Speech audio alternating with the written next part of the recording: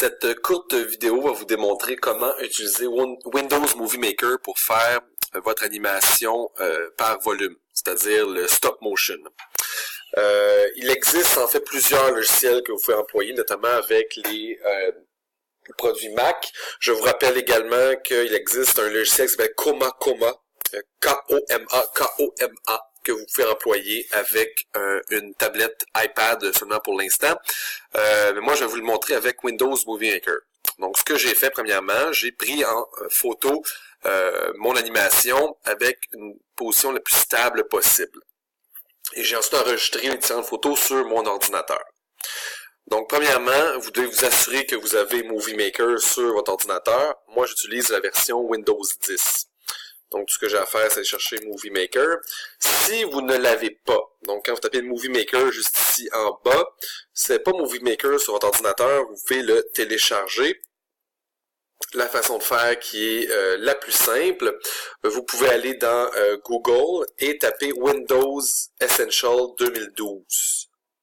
Je vais vous montrer de nouveau, donc Windows Essential 2012. Et ensuite, vous allez pouvoir prendre le lien de Microsoft là, qui est juste ici et vous pourrez télécharger une série de logiciels qui inclut notamment Windows Movie Maker. Donc, je m'en vais dans mon Movie Maker qui ressemble à ceci. Donc, ce que je dois faire pour faire mon stop motion, je dois commencer par ajouter des photos.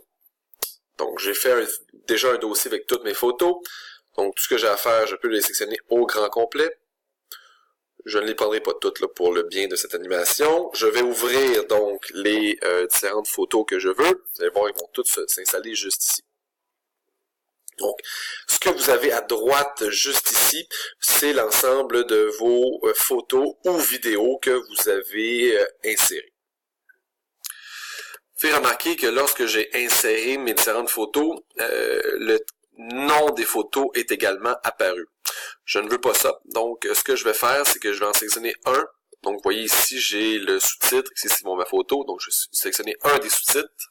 Et ensuite, ce que je vais faire sélectionner tout, qui est juste ici. Je sélectionne tout. Et ensuite, ce que je vais faire, tout simplement, c'est supprimer. Et voici le nom des différentes photos a disparu. Par la suite, pour faire très simple, ce que je vais faire, c'est que je vais aller modifier la durée que va durer, en fait, chacune des images. Présentement, elle dure 7 secondes. C'est beaucoup trop. Donc, ce que je vais faire, je vais le mettre à 0,1, 0,2, je vais mettre à 0,2 secondes. Vous pouvez ensuite, évidemment, vérifier ce que ça donne en bout de ligne.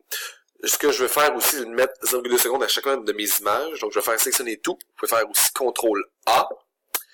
Et je vais aller sélectionner 0,2 secondes pour chacun. Et là, vous pouvez voir à gauche, vous pouvez appuyer sur Play pour voir ce que ça donne. Si vous êtes satisfait avec ça, vous gardez 0,2. Sinon, plus rapide, vous mettez 0,1. Oups, je vais toutes les sélectionner. Donc, 0,1 pour toutes. Donc, vous pouvez aller comme ça aussi. Tout dépend de ce que vous voulez faire. Vous pouvez également modifier le temps d'une seule photo en particulier. C'est à vous que ça appartient. Ce que je vais faire par la suite, je vais venir rajouter un titre. Donc, je ne vais pas mettre à cet endroit-là. Je vais supprimer. Donc, je vais mettre au tout début, comme ceci. Et là, je pourrais rajouter un titre. Par exemple, La mitose par Étienne. Bon, peu importe. Donc, c'est vous qui décidez. Vous pouvez ensuite changer la couleur de l'arrière-plan, mettre la couleur que vous voulez. Vous pouvez aussi changer la couleur du texte sans problème. Donc, juste ici. Bon, c'est pas très joli, mais bon, peu importe. Vous pouvez choisir ce que vous voulez. Vous pouvez changer le type de caractère, l'alignement. Il y a plusieurs éléments là, que vous pouvez modifier pour votre vidéo. Finalement, je vous invite à vous promener dans le Movie Maker pour pouvoir voir les différentes options. Vous pouvez par exemple, décider de vouloir rajouter de la musique. Vous pouvez juste ajouter la musique. En fait, il y a plusieurs éléments là, que vous pouvez modifier, changer sur les différents effets. Donc, je vous invite à l'explorer. Ce n'est pas le logiciel qui permet de faire le plus d'éléments.